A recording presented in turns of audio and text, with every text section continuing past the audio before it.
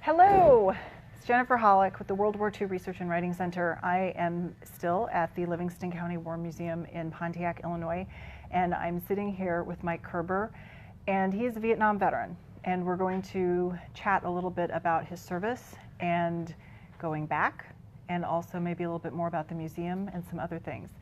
So thank you for joining us this afternoon. And as I asked the other gentleman this morning, how did you enter service? Did you enlist? Were you drafted? What happened? I tried to stay out of Vietnam, but I ran out of college exemptions and I was drafted. And went through artillery school and immediately was sent to Vietnam. And how long were you over there? I was over there for 8 months. I only had 11 months to serve when I got there, and my mom called the congressman because my dad, who was a farmer, was sick, and she said, "You need to bring my son home to help farm," and my mom got that done. Wow. Never underestimate the power of moms. We can be very feisty when we need to.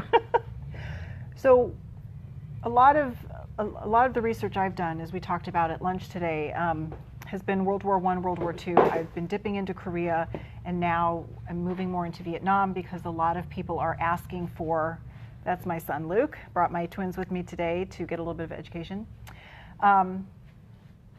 So not a lot of people that I'm observing are talking about Vietnam and the service and what people went through. So you said you had 8 months left to serve after you went through training. Was your service enlistment period a year? Was it 2 years? It was 2 years, but by the time I was, I went through a lot of training. I went through, of course, basic training and then artillery school, and then I went through 6 months becoming an officer. And when I got done with Officer Candidate School, I had orders for Vietnam, and so I said no thank you to the commission. And I only had 11 months to serve, so they sent me over to Vietnam as a sergeant with 11 months to go.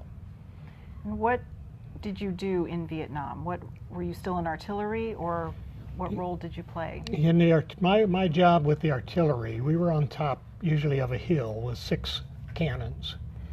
And when the infantry would call us and say, "We need you guys to fire on the enemy out here," why, they would tell us where, and then we would start firing, and then they would adjust the fire.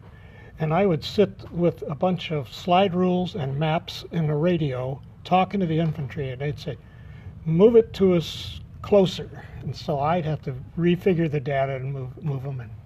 So this was not a time of computers. No. No. So much more difficult to do your job. Yeah. And you were on 12 hours and then off 12 hours. So you figured data for 12 hours and then you fill sandbags and slept. But I was lucky. The artillery unit I was with was never overrun. So I never had to deal with any of that. The living quarters were very good. You know, we ate a lot of cold sea rations, but I was never in combat. I was lucky.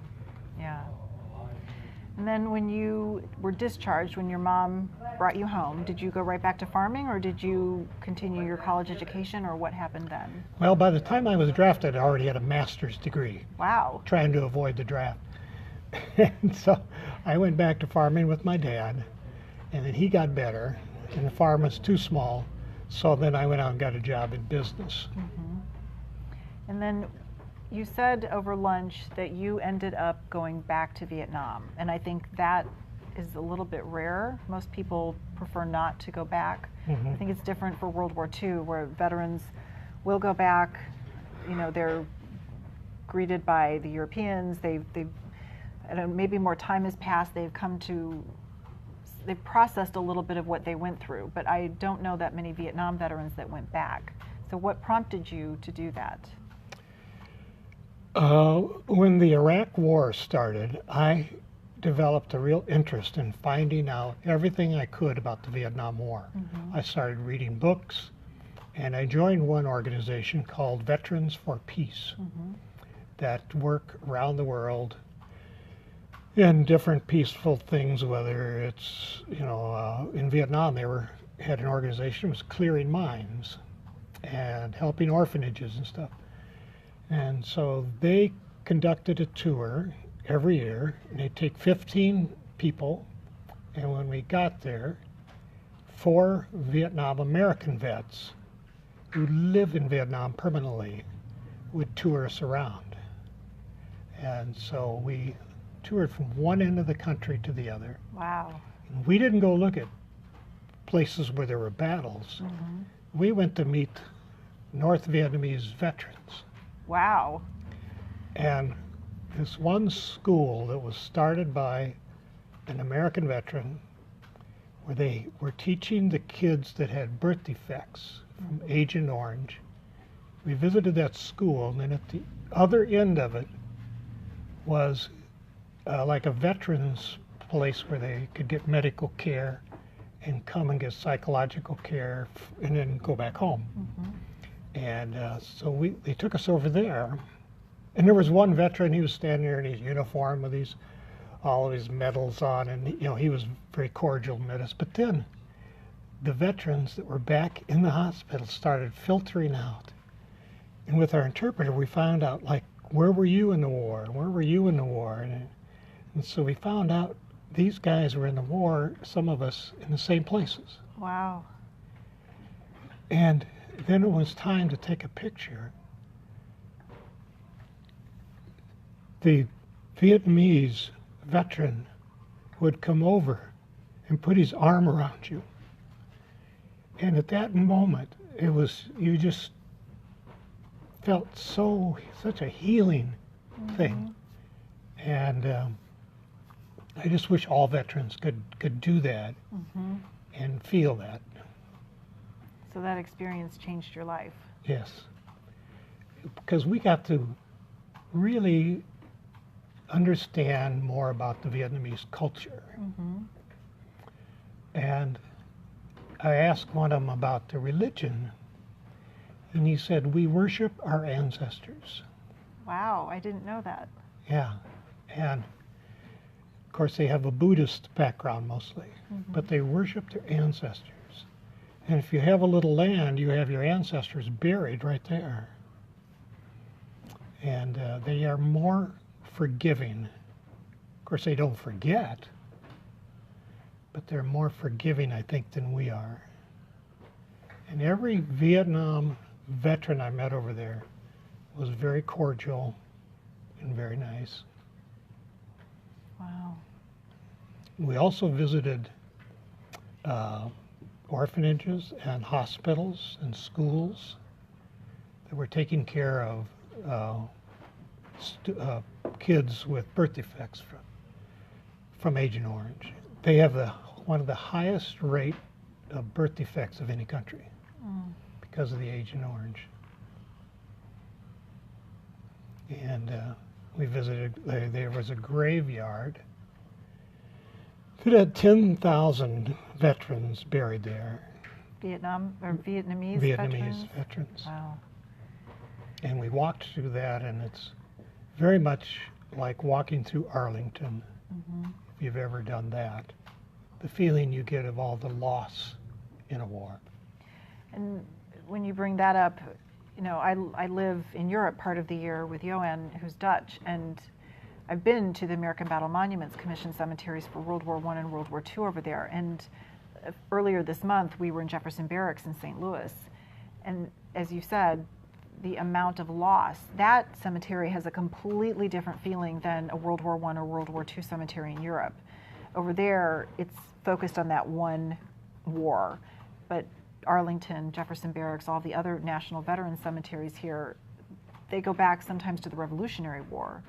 And the energy is just so different. And the graves, if people who live in Europe who haven't been to America and look at the ABMC cemeteries and think that those are immense, that is nothing compared to our national cemeteries here that just seem to go on and on and on. It's just so many stories. Yeah, the one we visited was North Vietnamese only. The Viet Cong aren't really recognized as much as the North Vietnamese soldiers. Interesting. Yeah, it was very interesting. We had, of course, several American veterans with us, and we had some families of American veterans who were going back trying to find out where their family member was killed. And we even had a stewardess on an airplane that took us soldiers over and back. She had some stories to tell. But, and also a woman, Myra McPherson, who worked for the Washington Post, wrote a good book on Vietnam. She was with us. Interesting. And that was the only time you went back, or do you have plans to go back again? No, I don't plan to go back again because it's 30 hours to get there and 30 hours to get home. Ah. You know, but it was worth every bit of that to go at least once. And then how did you get involved in the museum here? I don't know. Maybe I came up to visit, and then I met Dave, a fellow Vietnam veteran, and then I think he enlisted me. He drafted me into service. Dave is working on something. We'll zoom over to him if the camera will flip around. There he is. Do you want to say hi, Dave? You want to say hi to the viewers? Everybody. We'll be talking to him, I hope, in a little while. So Dave enlisted you. You know, like he said, come on up when we have a group of students, like a busload of students, and they're going to move around, and you can talk to them and tell them your story and stuff. But I think maybe we started off. I was on a Vietnam panel that he did here in town. I think that might have been my first experience with him. And now, once in a while, I'll come up and I'll work with him on doing a Skype with high school, college, high school, grade school classes. And you do that all around the world, right? Yeah. Dave is doing stuff in Brazil, and get this, he's doing Skypes with students in Vietnam. That's amazing. And they can ask some interesting questions. What kind of questions?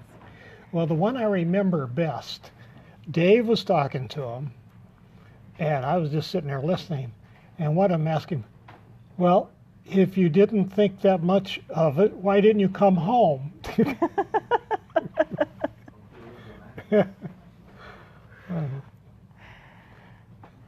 Yeah, I can't remember any other questions, but it's a good exchange.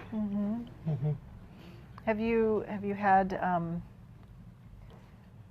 a lot of students from the United States come in and do Skypes, or do they visit the museum just in the school group themselves, or do they ask? The museum has questions? school groups come in from all the surrounding schools, and then the Skypes are done with schools that are farther away, Okay. like all over the United States, and now starting to go around the world. Nice. So before we end, what lessons do you think the future generation, like my twins that have been hanging out all day listening to these stories, what lessons, what things do you think we really need to be passing on? Well, the one I think is most important, and that is always question what your government's doing. Just because they say we've got to do this war, maybe we don't need to. And don't be afraid to question your legislators. I think questioning is one thing that they're not teaching so much in school. From what I've observed, I have an 18-year-old, well, he's almost 18, and education has changed since he started school as compared to when my now 13-year-old started school. And it feels like they're just teaching them to be more robots and not think outside the box and not question things. And I tell them all the time, we have to question. You can't just accept what somebody says. And if you don't like what I say, then ask. And if you want to go back and forth about it, we can do that. But at least you're asking the question and not just, okay, it's because so-and-so said that, so that's what I have to do. So what else could we do besides telling the stories? Is there anything else we can do to help get these kids to start asking more questions? Well, I think if they read about some of the reasons we've gone to war and some of the politics that are involved in it, you can see where a lot of mistakes were made, and it's maybe because we didn't question them enough. Good advice.